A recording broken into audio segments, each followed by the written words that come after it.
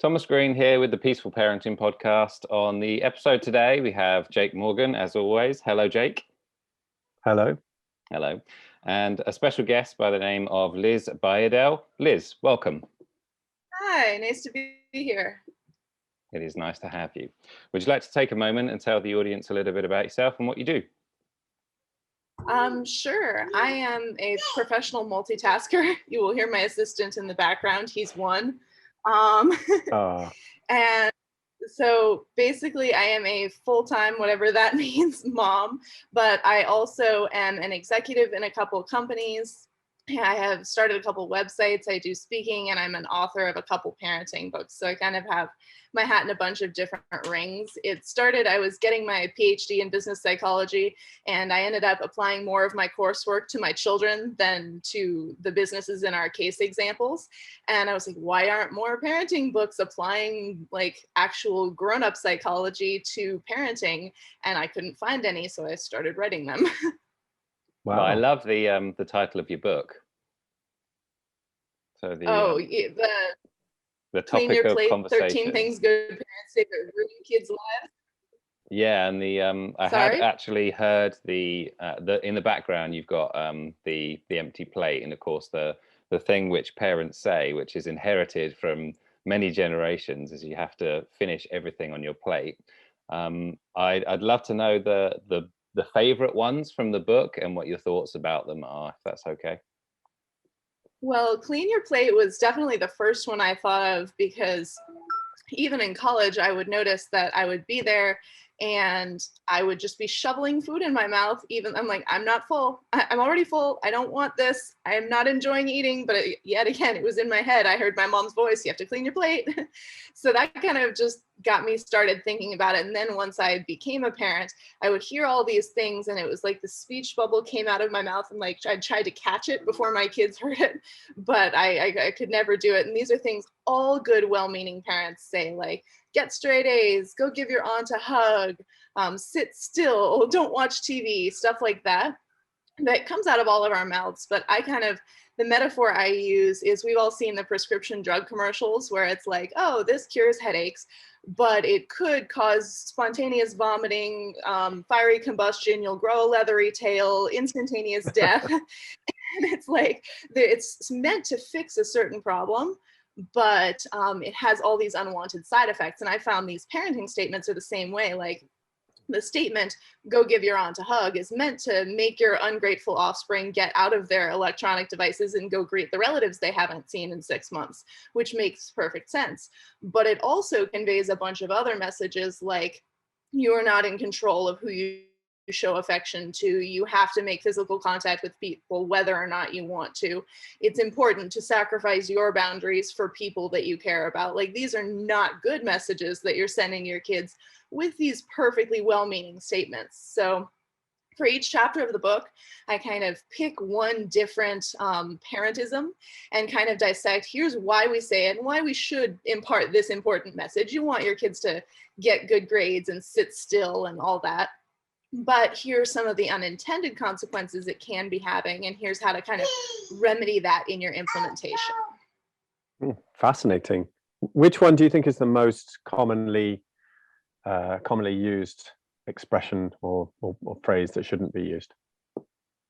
Honestly, in my house at least, it's the get good grades or get straight A's one, which all goes back to intrinsic motivation. And I talk a lot about reading, how we all want our kids to read, but everything where it's like, oh, you get a star on the chore chart, or I'll give you $20 for every book you finish or something. The fastest way to make someone never do something again is to offer them an external reward for it.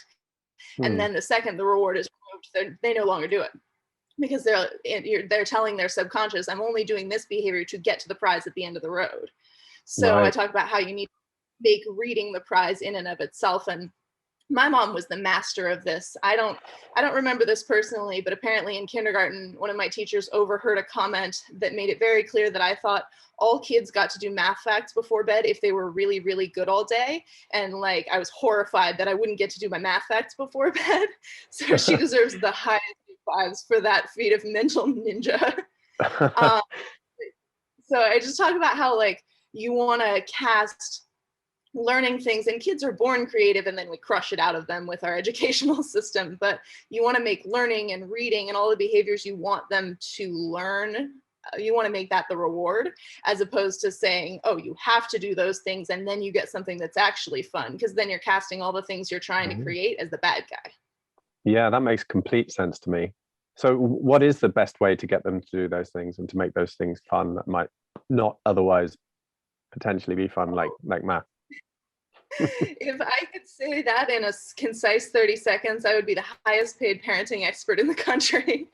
For me, it's just figure out ways to make it the reward. Using reading as an example, the first thing I say is get rid of all external incentives, even if it means they don't read for a week, that's fine. A lot of parents are trying to get their kids to read higher level books or stop reading graphic novels or stop reading comic books. Stop that. A lot of times I advocate like letting kids with reading insecurity read to younger siblings, because it gives them an excuse to read easier books. And then just like let them have reading be the reward. So if it's they get to design a little corner of your house and go on Amazon and pick out blankets and a tent or whatever, but they're only allowed to go into it when they read. Like you just want to make it special and make that the prize. And you can even start tossing out weird parent threats, like if you don't finish your dinner, you're not going to get to read tonight. And even if your kid wasn't planning on reading, they'll have a gut instinct of like, no, don't do that. And they'll want to rebel. Right, well, I want to read now. Yeah, so I better finish. Please be a little bit of a rebel and grab that Tolstoy off the shelf. Yeah, War and Peace, that will keep them going for a while. Yeah. I'm interested to know what your, because the good grades thing is 100% on the same page. You know, every parent is looking for their child, at least to some degree, to get good grades. What do you think, instead of saying or encouraging good grades, what do you think is the best way to approach that? Well, that goes back to the research of like Carol Dweck and mindset. Sorry, I promised an assistant. And she talks about the difference between prioritizing results and prioritizing learning. So instead of saying, oh, you need to get an A on your history test, like help them study the material, help them internalize it, watch drunk history videos on YouTube of whatever period of time they're learning, like make it so they actually learn the material. And then even if they get a C on the test, if you're confident they actually learned it, take them out for ice cream anyway, because that's what they're going to use in life. Like, yes, you do want them to have a good transcript, but usually if they learn things thoroughly, it's kind of going to go hand in hand with decent results. You might have an aberration here or there, but no employer is going to ask about their middle school transcript anyway. True. So I usually say make learning the priority, make learning fun, foster that creativity that they had back when they were this age where they wanted to know everything about everything, and see if you can get that excitement back. And then the grades will kind of follow after that. And if they don't, it won't matter long term anyway. That's really a good point, because I don't know, do you have Horrible Histories over in the States? It's a TV show. Not that I've seen, but I'm sure you can find everything on the internet. So it makes learning history incredibly fun. There's these kind of short sort of skits, really, of different historical periods, but it's aimed for kids, and it's a little bit bonkers and fun. And my kids absolutely loved it. I mean, I've got 2 teenage daughters. They've kind of grown out of Horrible Histories now, but at the time when they were a little bit younger, they would just sit there and absorb this fantastic historical information. And then, of course, when they go to school and they study history, they're that much more engaged. So I totally am on board with making these things fun in and of themselves. Yeah, I mean, the best thing that ever happened to I have a 15-year-old daughter, but she was in the 8th grade civics phase when Hamilton came out. And all of a sudden, everyone was into the American Revolution. And it was the best thing that ever happened to her, because she was so excited about history all of a sudden. Yeah. So it's an art form of making it fun. And I can't rap, so that's not on my to-do list. But it's a challenge. But when you win, you really, really strike gold. There's actually some funny rapping in Horrible Histories as well. So yeah, I'm anyway. gonna have to Google this. Yeah, you should do. Are there any Any phrases that didn't make it into your book that you think are worth mentioning?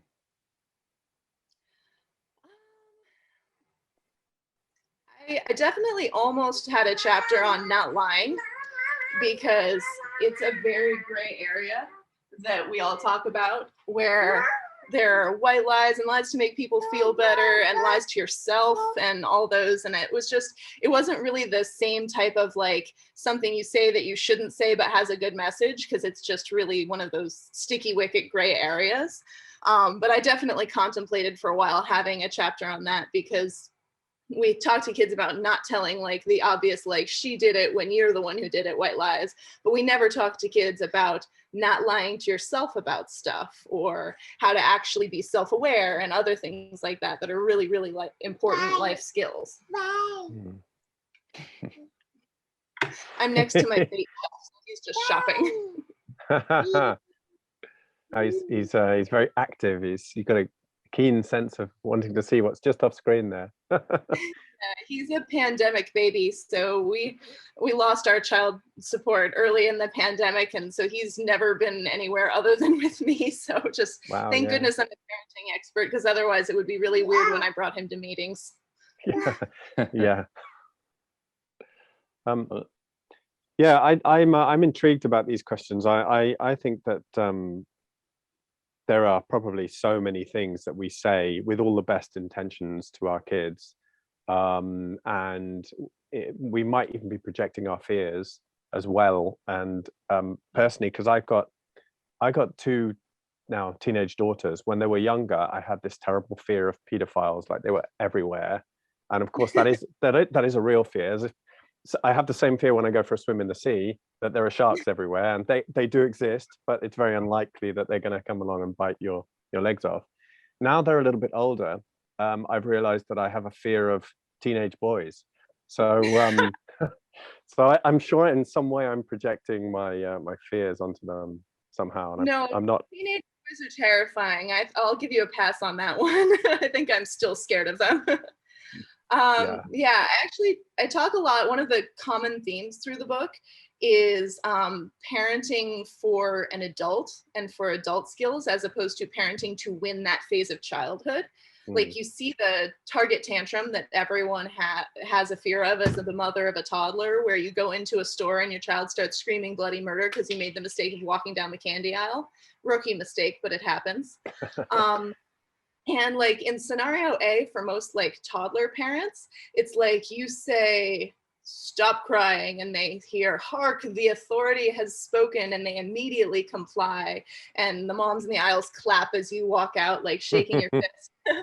But if you fast forward, and instead of having a 2-year-old girl that's screaming, you have a 15-year-old girl that's on her first date with the captain of the football team. And instead of you being the authority figure, he is the one whose approval and affection she is craving. If he asks her to do something and says, because I said so, the last thing in the world you want her to say is, hark, the authority has spoken, and immediately comply.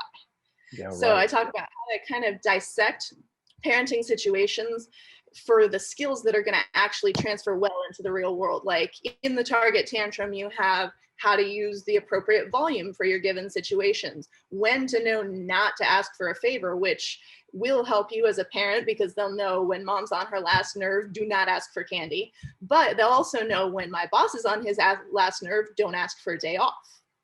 So kind of trying to dissect a parenting situation, and instead of being in the moment where you're the parent of a toddler, you kind of fast forward and say, okay, what skills can I teach that will help me when she is 35 and in the workplace, or when she is 20 and at her first college party? Yeah, I really like that concept.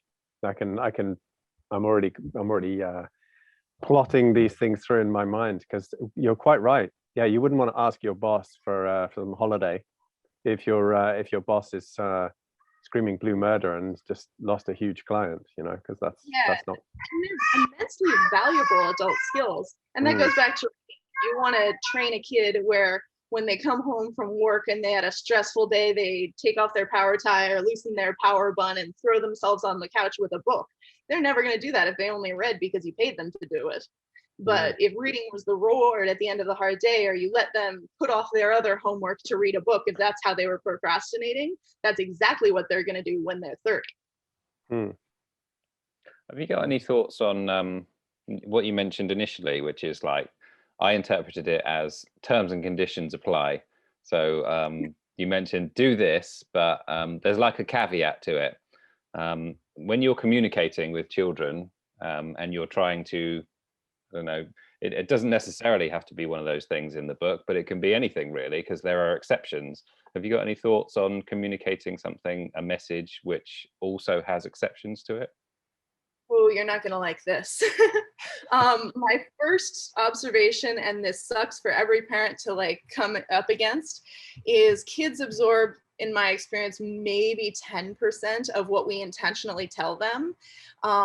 What they really, really absorb rapidly is what we do when we think they're not looking.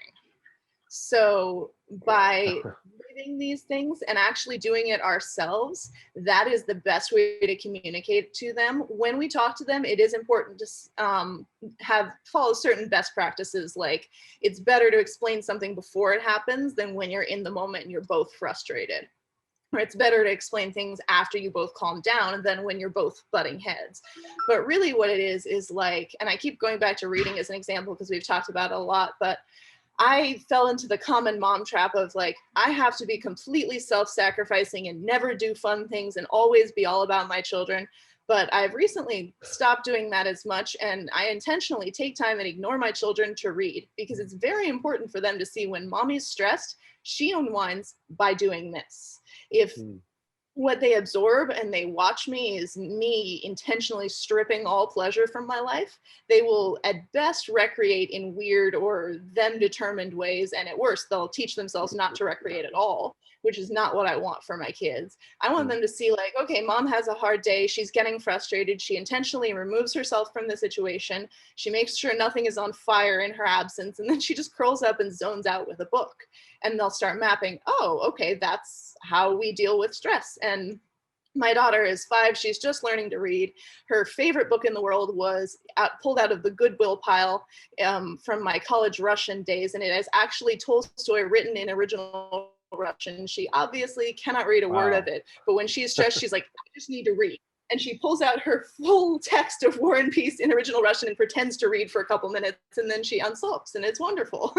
So I think the most important thing for parents to realize is just kind of take a look at your behaviors from a child's perspective and model what you want them to actually learn as opposed to what you think you should be doing. Because a lot of those subliminal messages are getting through.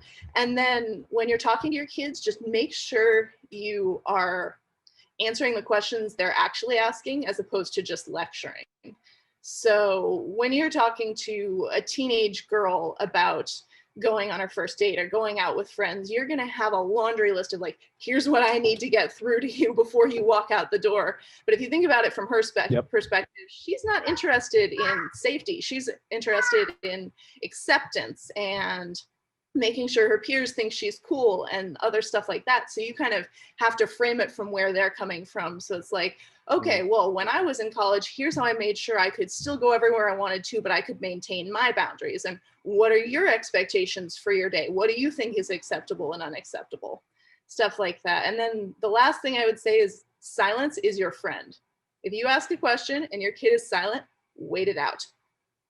It's so uncomfortable, but they need time to process. And a lot of times parents will answer our own questions if kids wait long enough and they know this game. So if you just ask a question and then just stare at them politely, they will eventually answer you, but it'll be more showing than what they would have said if you just kept talking to yourself.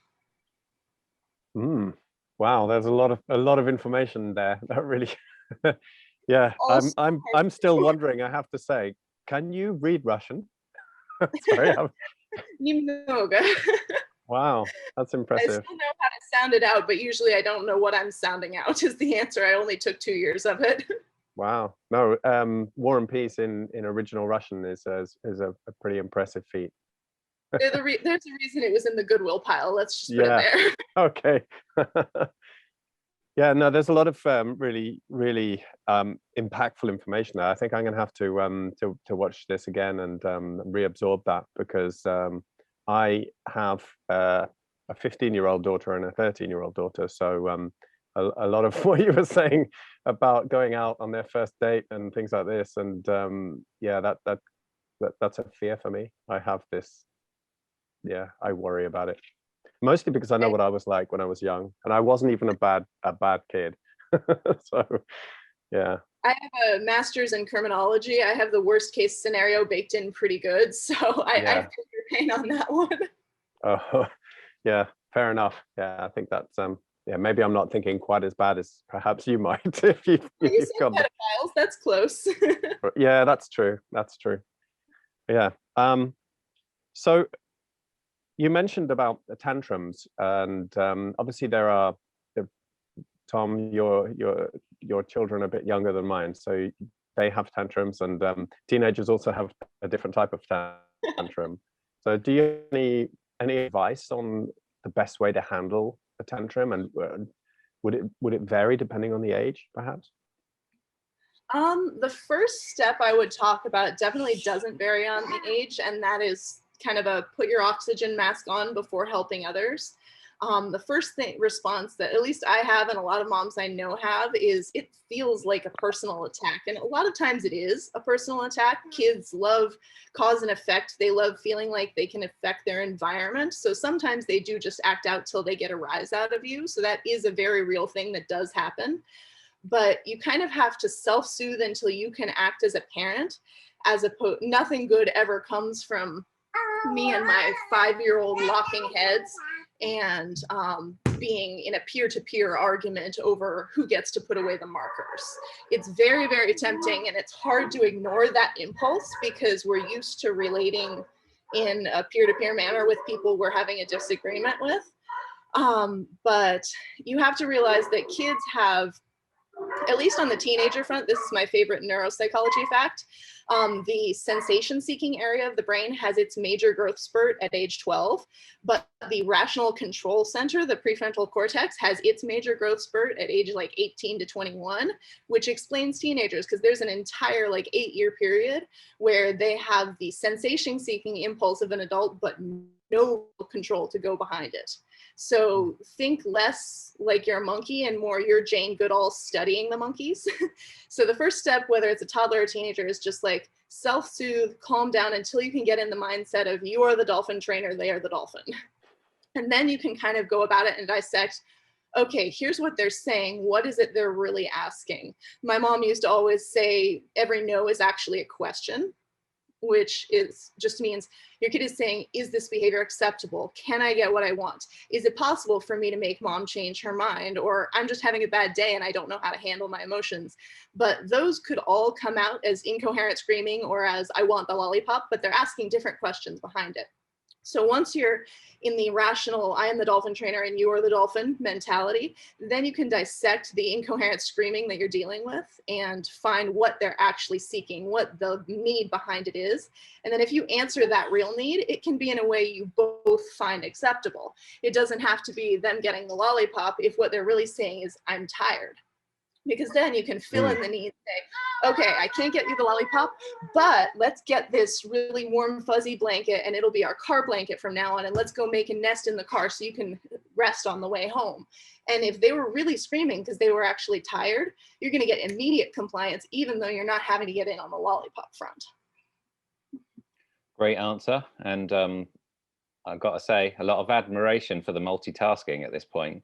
I was going to say, how was the process of writing your book? But I can imagine you doing like one sentence over here, look after the kids over here, do another sentence. How was it, and did you enjoy it?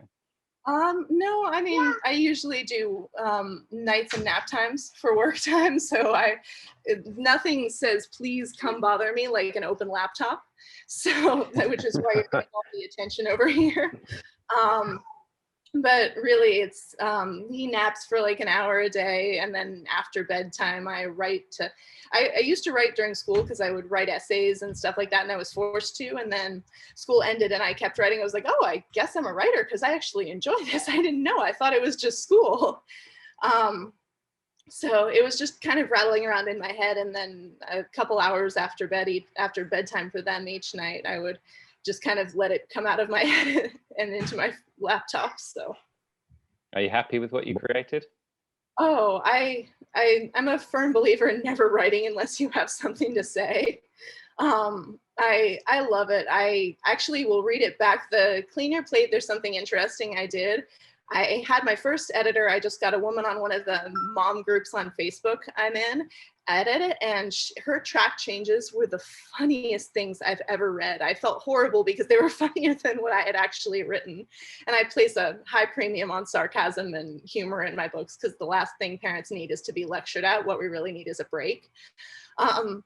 So I figured, since parents like a community and like we don't actually get to sit down with each other, but we can have a community in the book. So I had my editor and another mom I know who both have small children actually made sarcastic comments in the margins as they read through the book, and they are published along with the book. So you'll be reading something and I'll say something, and then there'll be a little blurb, Alexa, add ibuprofen to shopping list. So, get not only my sarcasm, but you get the comments of two equally jaded moms who both are parents of small children as well. So it's kind of more of a community vibe. Brilliant. I love that. I still can't get over that. I think when you say that you finished school and you continued writing, I think that reading War and Peace in original Russian, it was a bit of a giveaway that you like writing. It's certainly like reading, that's for sure. I never successfully read it in original Russian all the way through. I attempted when I was actually taking Russian. Let there be no illusions of competence here. Well, coming back to the book for a second, have you got anything in mind for, your next project at all? Well, after Clean Your Plate, I wrote kind of a shorter book called Parenting in a Pandemic. It was, my publisher was doing a pandemic related series, and they wanted their existing authors to write kind of a pandemic take on whatever topic they wrote on. And there, the basic premise was, now that we are everything to our kids, we've had to adopt a bunch of different hats, like tutor and teacher and triage nurse and bouncer and psychologist and chef. So each chapter of that one is a different job description. And I actually interviewed someone who did that job. Like I interviewed a bouncer, I interviewed a family practice doctor, and kind of distilled the information they had about what they do and how we can apply that to parenting. So that's one that's already out there. And then the next book I have that I'm halfway through is called Be Your Own Mother. And it's about all the things that we do for our kids that we completely neglect to do for ourselves. So that's a work in progress. Oh, that sounds interesting. It's been a therapy session. As I write it, I have to take okay, I have to adjust my life a little bit now. Yeah. Well, you already mentioned that, and I totally get this. As a parent, you must be completely focused on your children and put aside all of your own wants and needs, I guess, and just be this parental figure the whole time. And if we understand that we're acting as a role model, then that's not necessarily the best role model to be giving to kids. So yeah, I can see how that sort of leads you on to this third book. Yeah, it's something I've been noticing a lot. And like I mentioned, my mom passed right before the pandemic actually started. So I've been kind of on a journey. Oh, thank you. I've been kind of on a journey to figure out what form of mothering I can still glean from the world. And a lot of my realizations are, some of the stuff is stuff I should have been doing for myself all along. Like the art of taking your own side in things. A lot of times we have self-talk monologues that we would kill anyone if they talk to our children that way, but it's the voice in our head in the mirror. Like we get up, oh God, I look so old. Did my body used to crack like that? Oh, you lazy, you woke up at this time. And if someone talked to my kid that way, they would be out of their lives faster than I can say whatever. Yeah, true. So, a lot of it is, I'm realizing that yes, we do depend on our parents for some things, but a lot of it is stuff we can do for ourselves. And it doesn't replace our parents. It just makes us more functional as a human being when we can't get them on speed dial. Well, I love the titles of your books, I got to say. I don't know if you're aware, but in certain cultures, it's rude to finish everything on your plate, and that the polite manners, the polite way to eat would be to just leave a little bit, and that shows that you've eaten enough and you're full and it was delicious. And I didn't realize this, and I didn't even think of it. yeah, I fell foul of that particular thing, because I was taught, like you, that I should finish everything on my plate. And so and a friend of mine is from Israel, and I was invited to their house, and his mother cooked me this lovely meal, and it was delicious, and it was a huge plateful, and of course I finished it, and then without being asked, she put some more on my plate. She gave me seconds, and I thought, I'm already full. So I finished that, and then she put more on, and I was like, I can't eat anymore. But of course, I don't want to be rude, so I was forcing my way through, and she started talking to my friend, and he just started laughing, and he said, and he was just gonna watch this. Yeah, he was quite happy just to watch this and see what was going on. He said, oh, she said she's running out of food, she's gonna have to go out and cook something else for you, and that you eat a huge amount of food. Never seen anyone eat so much. And I'm like, oh, phew. Yeah, so I do know what you mean. It's we're taught to behave in certain ways, and I know that that's it's just an analogy really, but it's yeah, I like the titles of your books. Yeah, we had an issue with the Clean Your Plate cover. My cousin is an amazing artist, and she actually did the cover art for Clean Your Plate. And I thought, I don't know how I thought she did it, but she actually like got peanut butter and jelly on a paintbrush and was like painting it intentionally. And we did it, and the publisher loved it, and we used it. And then like a month later, I get a text message like, what kind of sociopath eats a peanut butter and jelly sandwich with a fork? What did I do? Because there's a fork on the plate in the cover. So yeah, what you were saying with the cultural thing, I was reading something about ask culture versus guest culture, and I see this a lot with the conflicts. And I am from a guest culture where it's like you don't ask someone for a favor, you guess what they want, and then like you only ask if you're 100% sure they're going to say yes anyway. And then my husband is an ask culture, which is just like, it's never an offense to ask, and people are willing to say no. But for a while, it was just a very strange thing, because if he asked, I felt I was obliged to say yes. And I never asked unless I knew he would. So until we realized that we were having this mismatch again, it was you with the ever-filling plate of food. Yeah, it was a challenge, but I was pretty impressed with how much I was actually able to eat. Have you got any thoughts on? Hence began your career as a competitive eater. Oh, sorry. No, you go ahead. I missed that. I just was saying, and here began his career as a competitive eater. Yeah, I think I could be a runner-up, maybe at least, in one of these championships. Well, there's some more stories there, isn't there, Jake? But regarding the topic of cleaning your plate, I think there are some theories around overeating in society as a result of that.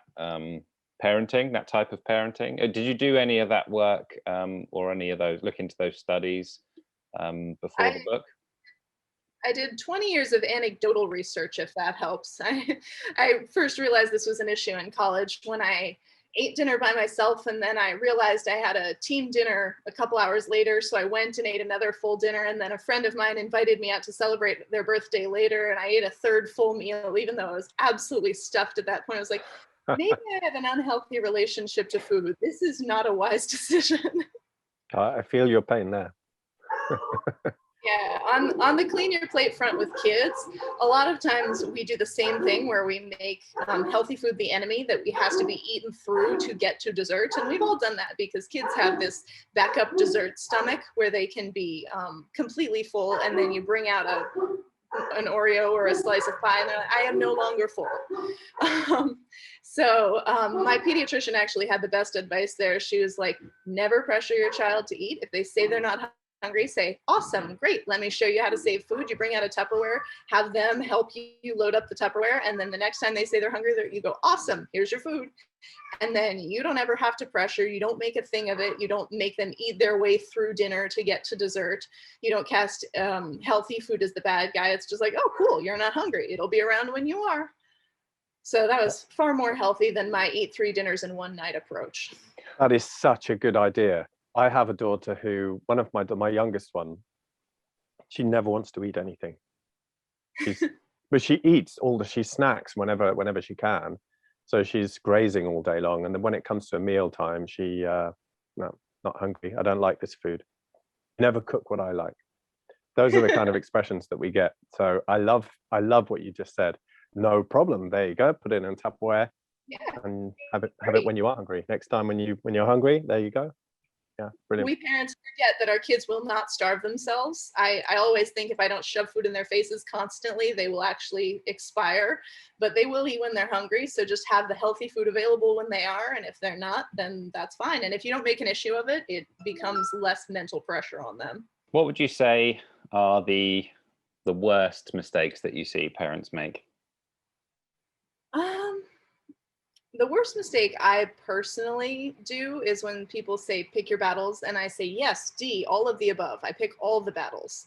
My husband is much better at this than I am, where it's some things kids are allowed to just be kids. For me, I have the thing where something happens and I project 90 years into the future, and if I let my kid eat that one Oreo that time before they finish their dinner, they're condemned to a life of crime and mismatched socks.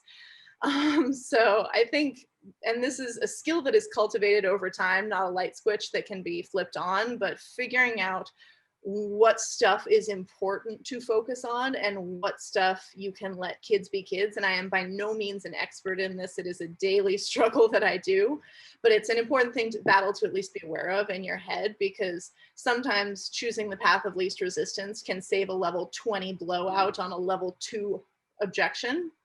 But then other things you really do need to focus on. And that, I think, leads me into my second huge parenting pet peeve, which is whatever system you pick, whatever rules you have, you need to enforce them consistently. Even if you only have one household rule, if you think that's all you can enforce, only set rules that you can consistently enforce, because the worst thing a parent can do is show their hand, and then all of a sudden the inmates are running the asylum. So I see parents a lot of time like, if I get to 5, mister, you're not going to have dessert for a week. And then they get to 5, and lo and behold, half an hour later, the kid has a piece of cake in their hand. All you're teaching your kid with the message you're sending is, I cannot be trusted. You are not living in a safe system. I read in a book on parenting teenage girls the metaphor of the parent as a swimming pool, and the kid ventures into the deep water and they're exploring real life, but then they come back and they cling on the side of the pool. And that is the parent. And then when they're done, they kick off the side of the pool. And we are all very familiar with what the kicking off process feels like. But if you think of it from the swimmer's perspective, the most terrifying thing in the world when you're trying to learn to swim would be a pool where the walls moved. So you as a parent want to set consistent walls of the pool, and the kid is going to kick off them no matter where they are. If you say, you have to be home at 8, and the kid goes no, and you go okay 9, and you go no, and okay midnight, and the kid's still kicking a fit, eventually you're going to say no, you have to be home. They're going to kick off the wall no matter where it is. But setting a firm rule that they can consistently and predictably know is there makes them feel safe enough to explore the scary middle of the pool area with certainty that the rules and the system and the parents are going to be there exactly where they left them. So kids are like the mafia in a lot of ways, but nothing more than street cred is very important. You don't want to lose parental street cred by saying, okay, well, I'm going to do such and such if you don't do this, and then the consequence disappears because you can't put your money where your mouth is. So I always advise parents, start with 2 rules, enforce them with your life, and then if you can add more, that's great, but don't start with a rigid authoritarian household and then not back it up, because all your kids are learning is that you can't be trusted. Yeah, I've never heard that analogy before, the swimming pool, but I can't take credit for it, but I love it. Yeah, it's great. Yeah. And the flip side of that, what are some of the best qualities that you've seen in parents that you would want to share?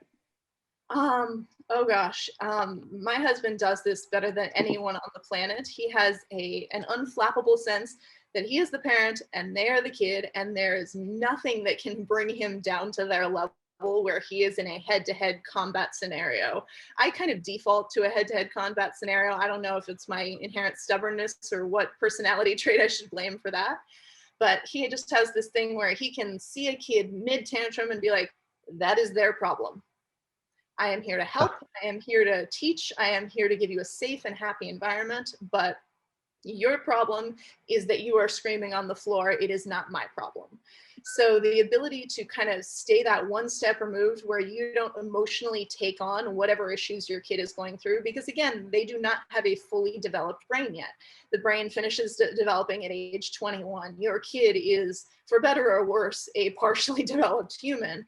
And to always have the tendency to crawl down onto their level has made parenting much harder for me, but he is a genius at, this is your problem. I am here to help. I'm here to support. I will always love you, but that is your problem and it is not my problem.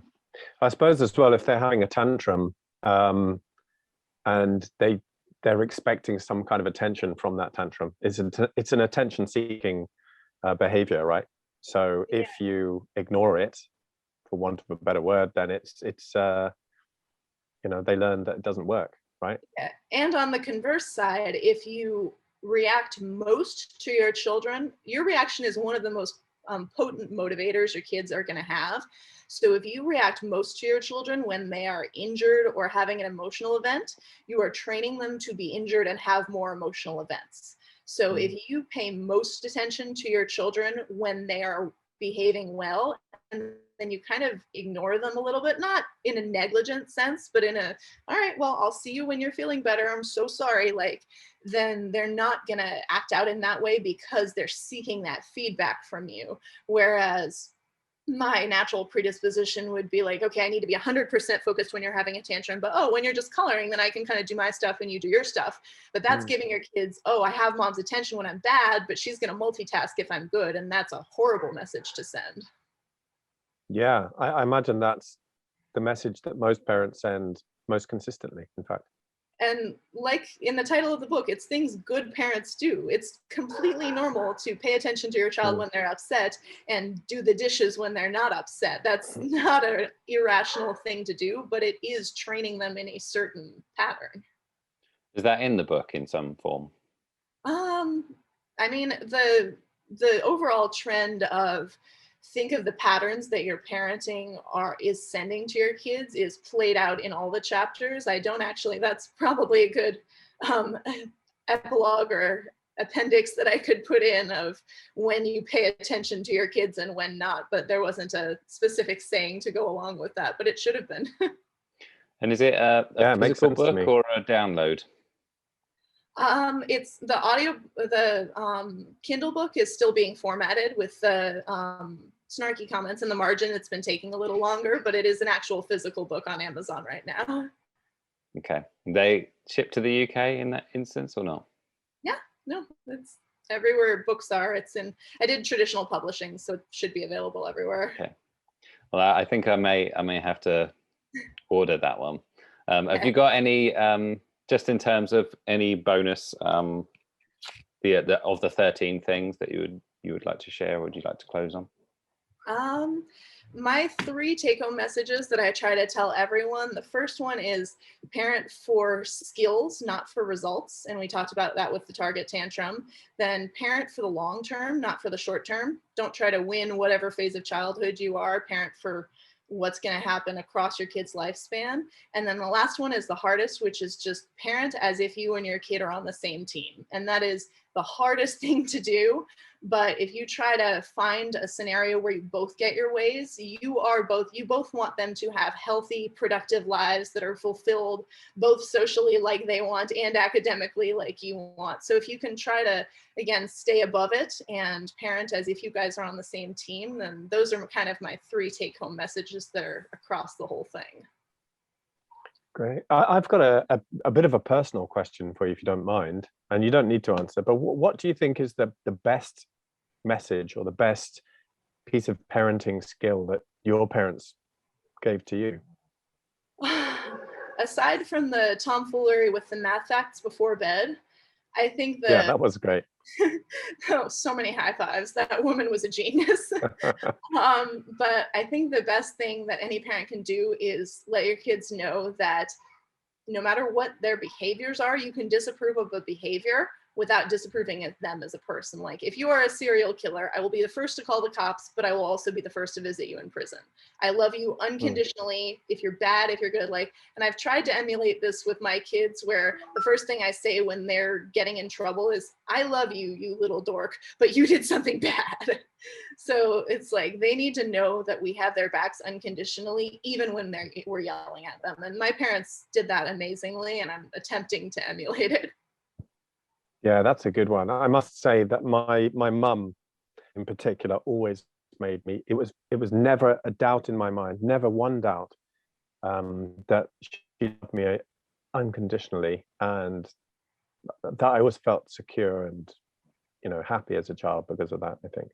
That's amazing. Well, I'd like to get your take on a dispute, if that's okay, in my house. It's a comical dispute, and that is, you mentioned the not lying side of things, and one of us has the opinion that the tooth fairy should not be real. Okay, the tooth fairy is not a real thing, but you can still enjoy it, right? So this is like a game that we can play. And the other thinks that you should emphasize that the tooth fairy is real, because that's just like a magical thing that kids get to do. Now, what's your take on this?